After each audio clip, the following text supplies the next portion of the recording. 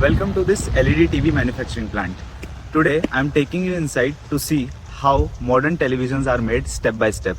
See their LED TV sensors. Before entering the production floor, everyone must wear anti-static and safety gear to protect delicate electronics. This is where printed circuit boards or PCBs are prepared. They act as the brain of the TV and control all internal operations. This high-speed surface mount technology machine places tiny electronic chips on the PCB with extreme precision, thousands per minute.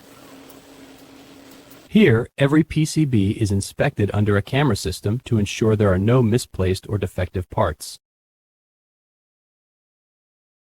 After chip placement, PCBs pass through a reflow oven.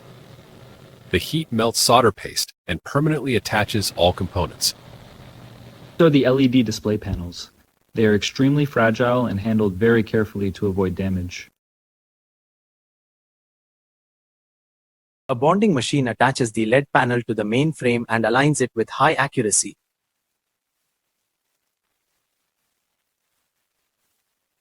Here, backlight units are installed. These provide brightness and allow images to be visible on the screen.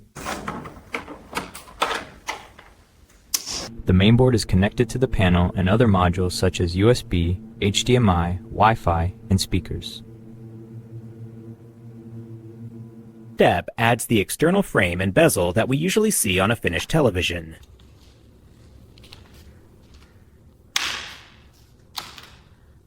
Speakers are mounted inside the TV housing and connected to the mainboard.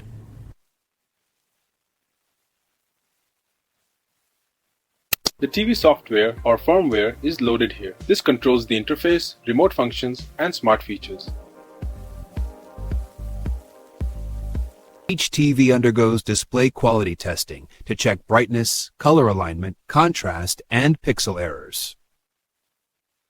Next, sound output is tested at different volumes to ensure clarity and consistency.